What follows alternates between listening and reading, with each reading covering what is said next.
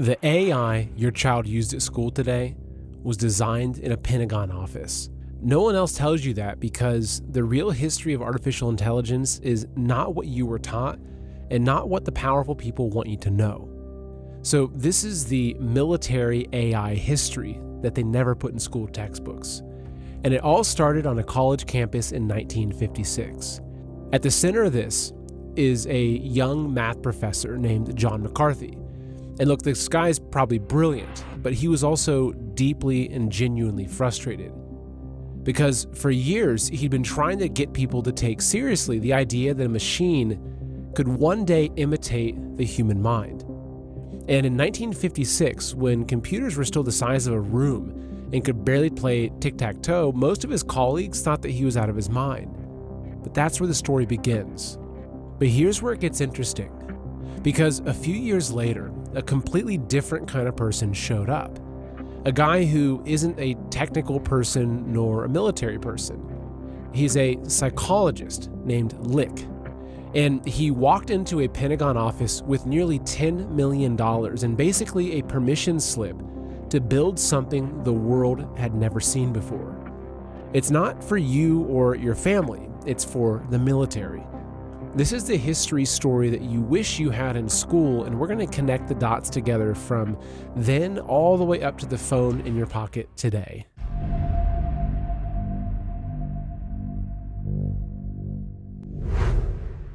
Welcome to Man in America, a voice of reason in a world gone mad. I'm your host, Seth Holhouse. This is my America Hijacked series.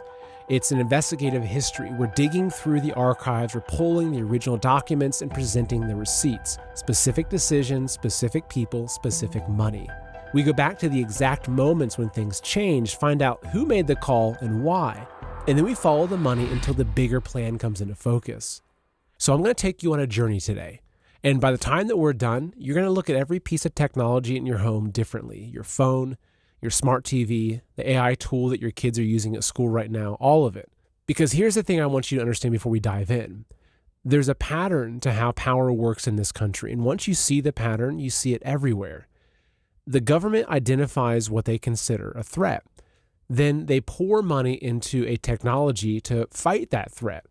That technology gets proven inside of a military or university lab. And then at exactly the right moment, they hand it over to the private sector. They put some friendly name on it. They run some ads. And they make it feel like it came from a garage startup in Palo Alto. But here's what they never tell you.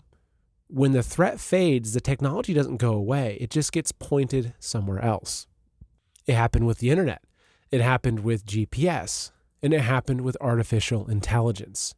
So today, we're going to trace that pattern all the way from a college campus in 1956 to a $500 billion project that was announced on day 2 of Donald Trump's second term. So let's start at the beginning. Picture this. It's summer of 1956, Hanover, New Hampshire. A beautiful green college campus with beautiful lawns, old brick buildings. But arriving on this campus is a small group of men who genuinely believe, really truly believe, that a machine can be made to think. And it's not even that many people, it's maybe 10. Actually, more like 8 or 9 showing up at any given point. So this isn't some grand conference with hundreds of attendees and name badges and a keynote speech. It's more like a summer camp for the smartest people in the room. And the room happened to be Dartmouth College.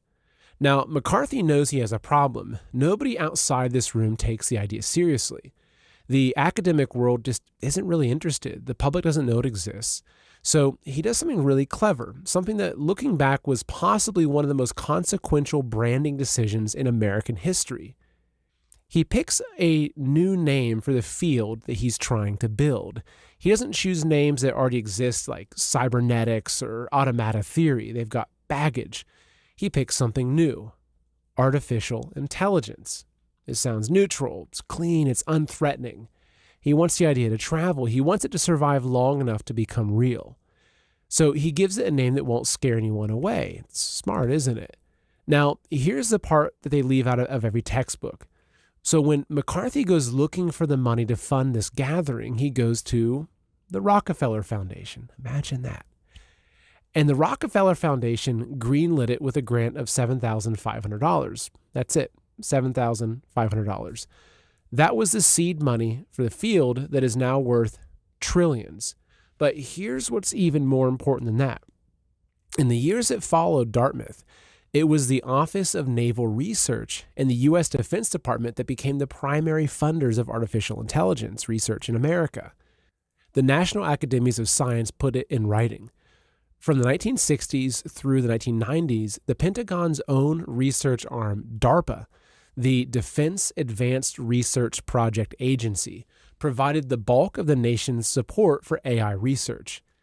They spent over $1 billion on a single AI program between 1983 and 1993 alone. Receipts that these exist publicly. You can look at them. We have them. So the military was bankrolling this field from day one. So hold on to that thought, because that's the very first thread in a really long string. Okay, so now let's back up a few years. Before Dartmouth, before anyone's even using this new label of artificial intelligence, the government was already building something, and it's something big. So in 1949, the Soviet Union detonated its first atomic bomb. For 4 years, since the end of World War II, the United States had been the only country on Earth with a nuclear weapon. It was seen as the most powerful military force in human history. And then one morning, in August of 49, that all changed. And suddenly, the Soviets have the bomb, and now the question everyone is asking isn't whether there's going to be another war. The question is how much warning you're going to have before the first bombs start falling. Because Soviet bombers carrying nuclear weapons are now a real possibility, and the United States needs a way to see them coming. They don't have hours, they have to see them in minutes. So the government called MIT, and MIT called IBM.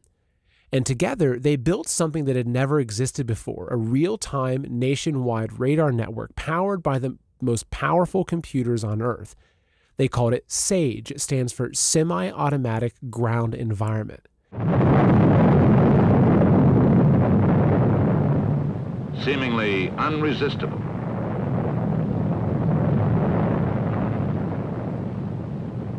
To protect the future of America, the defense techniques of tomorrow had to be discovered now. They were discovered in electronics. That is how SAGE and bursting computers into military service. Now, here's what SAGE actually was. Hundreds of radar stations spread across the entire North American continent, all feeding data in real time into a central network of massive computers. So each direction center had 2 of these computers. And this was before microchips or nanotechnology, so each computer filled an entire building. Like, we're talking about machines that took up as much space as a large warehouse. They ran on vacuum tubes, so tens of thousands of vacuum tubes. And there were so many of them generating so much heat that the machines basically functioned as the heating system for the entire building throughout the frigid New England winter. And inside these buildings, you've got operators sitting in dim rooms in front of glowing screens, watching little blips of light. And every blip is an aircraft. The system's tracking them, identifying them, processing the data in real time, and helping the commanders decide which ones are threats. And this is all happening automatically. So for its time, this was the most ambitious computing project in the history of the world. And here's the key number I want you to remember. Between 1952 and 1955, 80% of IBM's entire computing revenue came from SAGE alone. So think about that, 80%. IBM, one of the most powerful technology companies in American history, became what it is today because the government needed a machine to watch the sky for Soviet bombers. The government didn't just fund this technology, they were the entire market. So now think about what SAGE actually is. Strip away the 1950s context. It's a network of sensors pulling data from across an entire continent, real-time processing, a central system that builds one unified picture of everything that's moving, a command layer that decides what to do with that information. Does it sound like anything you use today? Because it should. That's your phone. That's your smart home. That's the AI camera system watching your city's intersections right now. The technology got smaller, got a lot smaller, but the architecture never changed. Did you know that in the last few centuries, over 500,000 bells have been destroyed? There were literally bell graveyards. Now, the textbooks tell us that this was to use the metal, but if you've ever gone down this rabbit hole, you discover that the sounds that these bells made had amazing healing properties. There are even claims that certain regions with lots of these bells, church bells, etc., were mostly untouched by the bubonic plague. Now, your doctor might call you a conspiracy nut for thinking that, but even modern science recognizing the healing power of sound. So check out this study from the NIH. Doctors used sound therapy on chronic back pain, and they found, quote, significant reductions in pain sensation and pain-related disability. But here's the best part. You don't need some fancy, expensive sound equipment to find relief. So a woman named Linda Bamber Olson created something called the Wave Watch. So this little device has over 1,200 frequencies that you can use for everything from joint pain to brain fog to insomnia. So I've got one and I've been using it for about 6 months. This is it right here. And I can tell you honestly that it works. Like if I'm feeling sickly or have something kind of coming on, it's the first thing that I'll reach for. And honestly, I start feeling better within minutes. And that's literally my firsthand experience with it. Even my little kids love wearing it. And here's how much Linda believes in this watch. So if you get one and you don't notice any improvements, you can send it back for a full refund within 30 days. No questions asked. So do something for yourself and for your family and get a Wave Watch for yourself today. Just go to wavewatch.com/Seth or just use the promo code Seth to save 15% on your purchase. Again, that's wavewatch.com/Seth or you just use promo code Seth to save 15% on your purchase, and those details are in the description below.